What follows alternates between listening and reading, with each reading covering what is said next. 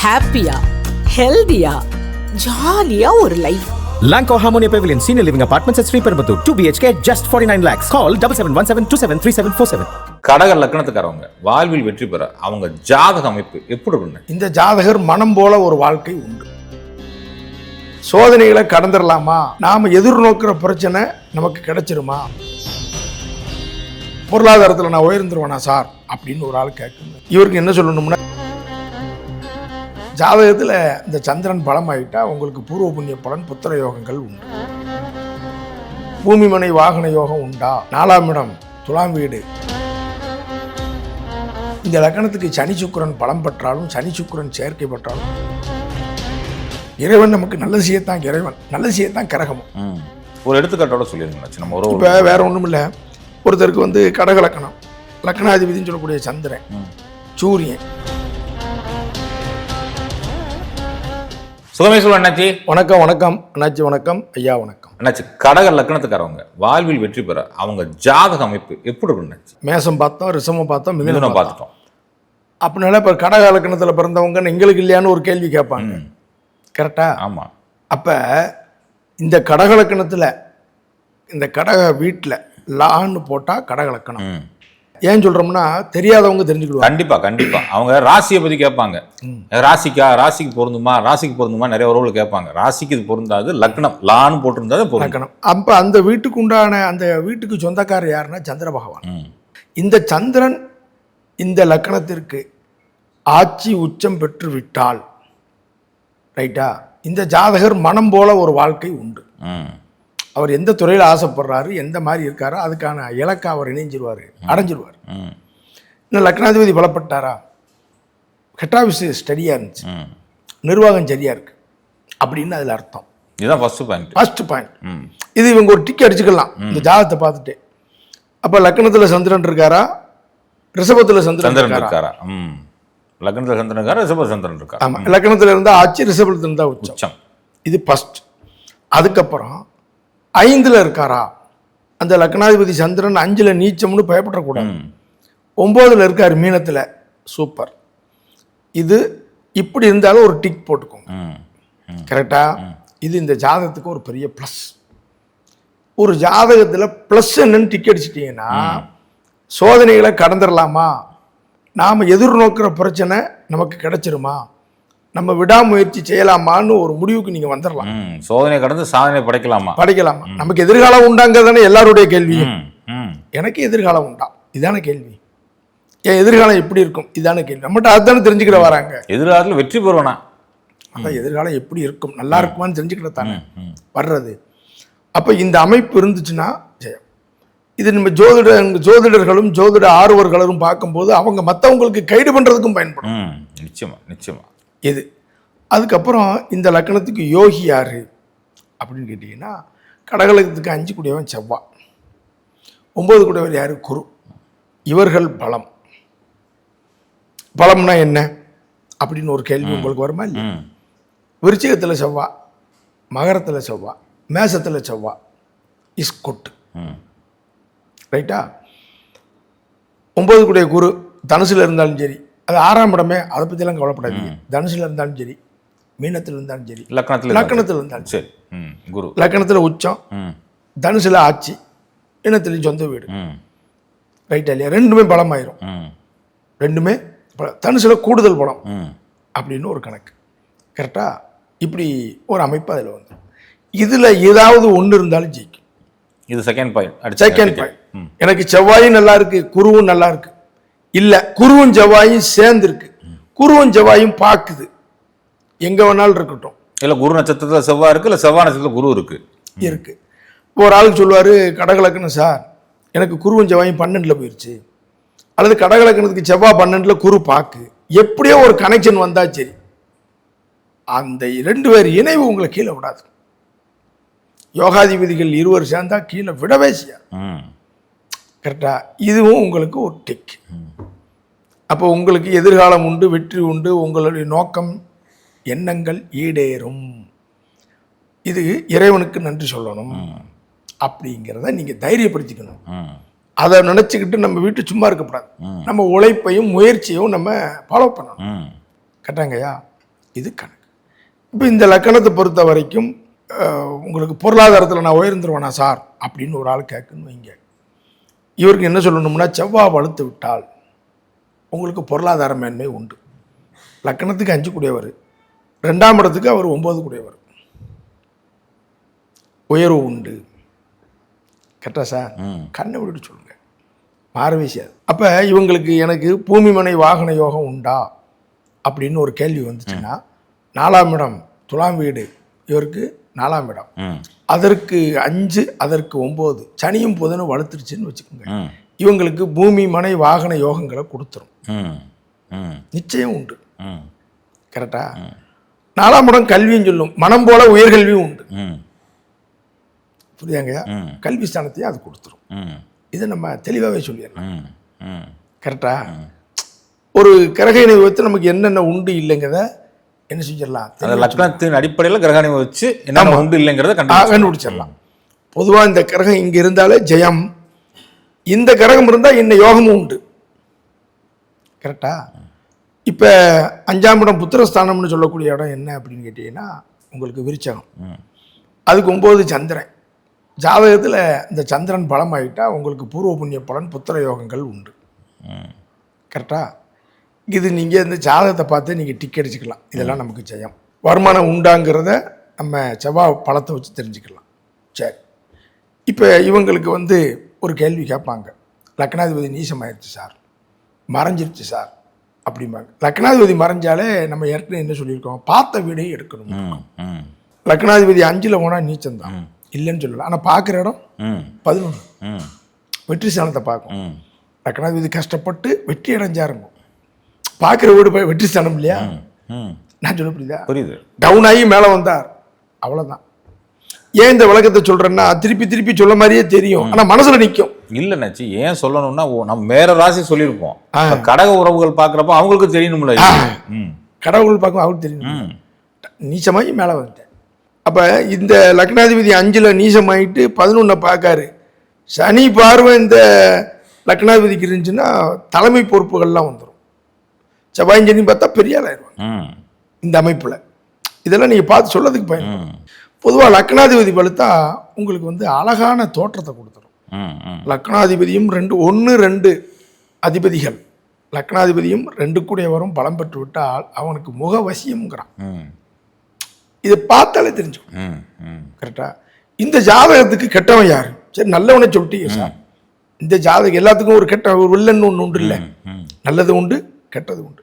அப்போ இந்த லக்கணப்படி ரோகாதிபதி யார் அப்படின்னு பார்க்கணும். லக்கணத்துப்படி ரோகாதிபதி எதிரி சத்துரு ஸ்தானம் சொல்லக்கூடிய இடம் 6ஆம் இடம், அஷ்டமஸ்தானம் சொல்றது 8ஆம் இடம். நான் சொல்ல புரியுதா? 6, 8, 12ங்கிறது உங்களுக்கு புதனுடைய வீடு. இவர்கள் பலமானாலும் விபரீத ராஜயோகம்னு சொல்றான். எப்படி சொல்றான்? பலமான 3 பேர் விபரீத ராஜயோகங்கிறான். அப்போ 6ஆம் இடம் பலமானா எதிரி நோய் கடனை சந்திப்பான், அது ஒரு பக்கம். 8ஆம் இடம் பலமானா ஒரு ஏமாற்ற வம்பு வழக்கு உண்டு, அது ஒரு பக்கம். 12ஆம் இடம் பலம் பயணங்கள் விரயங்கள் உண்டு, அது ஒரு அந்த வேலையை செய்யும். ஆனால் அதே வீடு தான் யோகத்தையும் கொடுக்குது, விபரீத ராஜ்யத்தையும் கொடுக்குது. சரி, இந்த லக்கணத்துக்கு மாரகஸ்தானம் யார் சார்? 2, 7. இப்போ 7ங்கிறது மாரகஸ்தானம், 2ங்கிறது மாரகஸ்தானம். அப்போ சூரியஞ்சனி கெட்டு போனது ஒரு வகையில் யோகம்.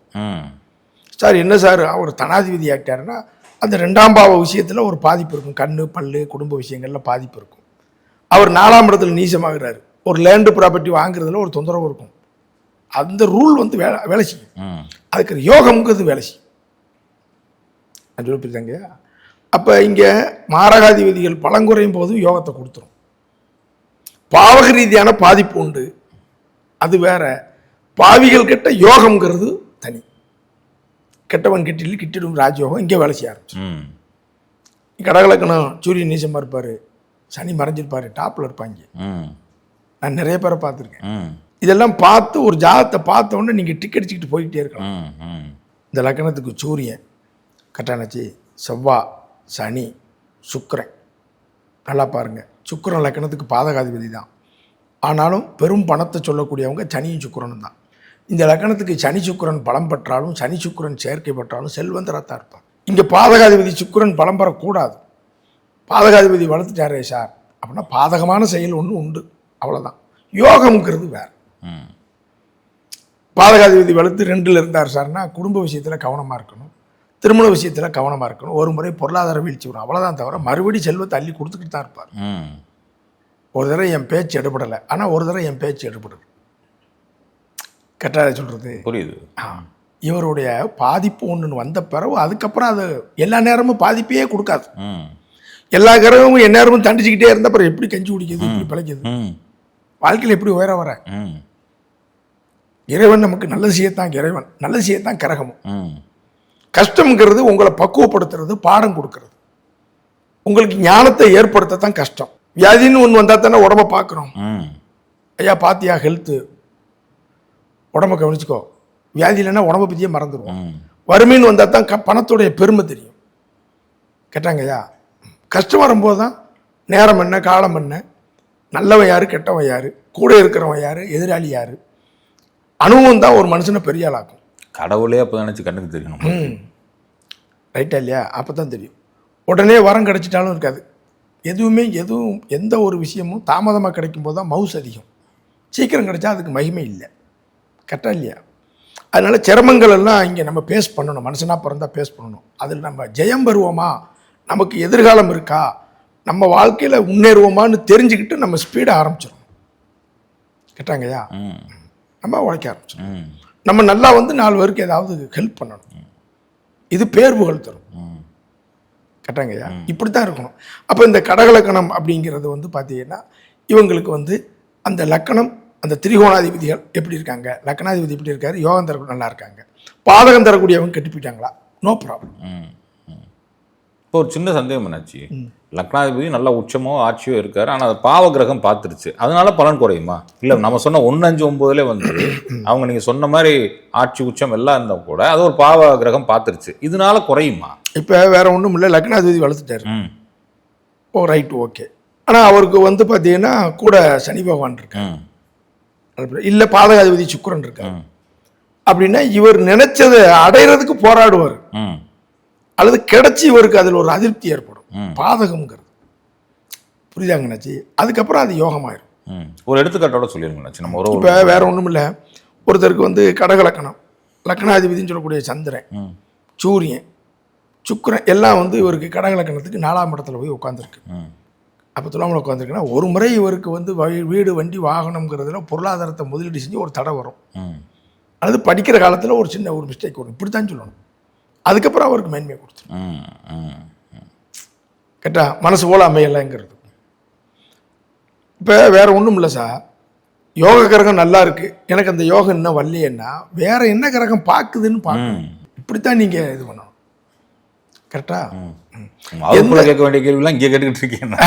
வகுப்புல கேட்ட கேள்விலாம் இங்கே கேட்டுக்கிட்டு இருக்க, ஒரு தெரியணும் இருக்கு. இல்லை அதனால ஒன்றும் இல்லை, நீங்கள் கேள்வி கேட்கறது வந்து எப்படின்னு கேட்டீங்கன்னா எனக்கும் பதில் சொல்றதுக்கு நல்லா இருக்கும், பார்க்குறவங்களுக்கும் நல்லா இருக்கும். ஒரு 10 நிமிஷம் இந்த வீடியோவை பார்த்தா அவங்களுக்கு ஒரு பலன் இருக்கணும், ஒரு 4 பாயிண்ட் கிடைக்கணும். அப்போ தான் நமக்கு நல்லது, அவங்களுக்கு நல்லது. நிச்சயமா. ஏதோ நமக்கு தெரிஞ்ச விஷயத்த பகிர்ந்துக்கிறோம். நிச்சயமா. இப்படி தான் இருக்கணும். அப்போ இந்த கடகலக்கணத்தில் பிறந்தவங்களுக்கு இந்த அமைப்பு இருக்கான்னு மட்டும் பார்த்துக்கோங்க. இது இருந்தாலே ஜெயம், அதில் மாறவே செய்யாது. கரெக்டானச்சு? இப்போ பாருங்க, 3, 6, 8, 12 மறைவு ஸ்தானம்ங்கிறோம். இந்த லக்கணத்துக்குள்ள 3ஆம் இடம் 1 பலமானாலே, ஒரு ஜாதகத்தில் 3ஆம் பாவம் 1 பலமானாலே அந்த ஜாதகம் எப்படினாலும் அவங்க வாழ்க்கையில் வந்து பார்த்தீங்கன்னா ஒரு கீர்த்தி புகழை அடைஞ்சிருவாங்க. ஏன்னா முயற்சி ஸ்தானம்ங்கிறது ரொம்ப முக்கியம். விடாமுயற்சி வெற்றி தரும். விஸ்வரூப வெற்றி. முயன்றால் முடியும், முயற்சி திருவினையாக்கும். இந்த 3ஆம் இடம் மட்டும் பாருங்க, 5ஆம் இடத்துக்கு 11, 9ஆம் இடத்துக்கு 7, 11ஆம் இடத்துக்கு 5, இதுக்கு தனியாக இருக்கும். 8ஆம் இடத்துக்கு 8 இருக்கும். ஆயிலையே மாற்றி அமைக்கக்கூடியது, விதியே மாற்றும். அது கூட மட்டும் மாற்றும், குறையாகவும் மாற்றும். அது 2 ஆற்றல் அங்கே இருக்குது. அந்த தற்கொலை 3ஆம் இடத்தை, 3ஆம் இடம் விடாமுயற்சினா, புரியுதா? இப்படி நிறைய அதில் சொல்லிக்கிட்டே வரலாம். ஒவ்வொரு பாவகமும் நீங்கள் ரசித்து படிக்கலாம். ஜோதிடம்ங்கிறது ரசித்து படிக்கலாம். எளிமையாக ஈஸியாக பல விஷயங்களை தெரிஞ்சுக்கலாம். இப்போ கடக லக்கணத்துக்கு 3ங்கிறது புதன். அந்த புதன் வந்து ஆட்சியோ உச்சமோ பெற்றிருந்தா சூப்பர்.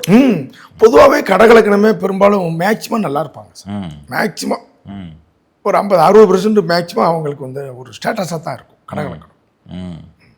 அவங்க கீழெல்லாம் போக மாட்டாங்க மேக்சிமம். உணவு பிரியர்கள், நல்லா ரசிச்சு அது சாப்பிடுறவங்க. அது ஒரு பக்கம் இருந்தாலும் இவங்களுக்கு என்ன அப்படின்னா 5 கூடையவனுக்கு 3 பார்வை, 9 கூடையவனுக்கு 3 பார்வை. ம் இந்த கடகத்துக்கும் சிம்மத்துக்கும் தான் இந்த ஸ்பெஷாலிட்டியே இருக்கும். ம் அப்போ 5 கூடையவன் 3 இடத்த பார்த்து அந்த பூர்வ புண்ணிய பலனை கொடுத்துட்றான்.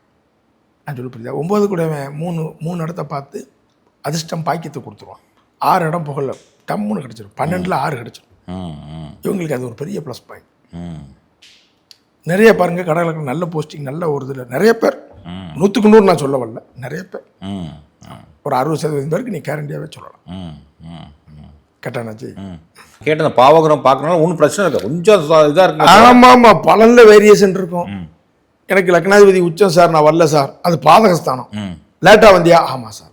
பார்க்குற இடம் 5, 8ஆம் இடத்துல இருக்கும், ஆனால் பார்க்குற இடம் 2. ஏன் கரெக்டா? இப்போ 6ல் செவ்வாய் நல்லதும்பேன், என் கணக்கில் 6ல் செவ்வாய் நல்லதும்பேன். லக்னத்தை பார்க்கும். ஏன் அப்படின்னு கேட்டீங்கன்னா லக்னத்தையும் பார்க்கும், 4ஆம் பார்வையாக 9ஆம் இடத்தை பார்க்கும். 9ஆம் இடத்தையும் பார்க்கும். புரியுதா? அது ஒரு பெரிய ப்ளஸ் பாயிண்ட். ம் இப்படி இந்த பார்வைகள் எடுத்துட்டீங்கன்னா உங்களுக்கு வந்துடும். ஐயா நான் கீழே விழுந்துட்டேன், மறுபடியும் எழுந்துச்சு வந்துடுவானா? நான் இடம் மாதிரி வெளியில் போயிட்டேன், அங்கே எனக்கு நல்லவங்க எனக்கு அதிர்ஷ்டம் தரக்கூடிய அமைப்பு இருக்கா? ஆமாங்க, நீங்கள் லக்னாதிபதி 8ல் போயிட்டீங்க, கண்ணுக்கு தெரியாமல் போயிட்டீங்க, சரி 9 கூட பார்க்கான், அங்கே ஒரு நல்ல மனிதரோட நட்பு கிடைச்சி பெரிய ஆளாவீங்க, அப்படி சொல்ல தெரியும். புரியுதா? நம்ம உறவுகள் அப்படி எடுத்துக்க தெரியணும். வந்துட்டோம்னா பார்த்துட்டு ஓகே ரைட் பார்க்குறாங்க, அப்போ யாரோ நல்ல மனிதர் வருவார், நட்பு தருவார் அப்படிங்கிற மாதிரி பார்த்துக்குவேன். சொல்லுங்க, மாறவே செய்யாது. ஒரு அனுபவத்தில் நம்ம பார்க்கறதானே சொல்கிறோம். கரெக்டாச்சு? இப்படி இந்த கடகலக்கணத்துக்கு இந்த அமைப்பை பார்த்தாலே போதும். நிச்சயமா நிச்சயமா நெஞ்சார்ந்த நன்றிகள் நினைச்சு சுகமே சொல்வேன்.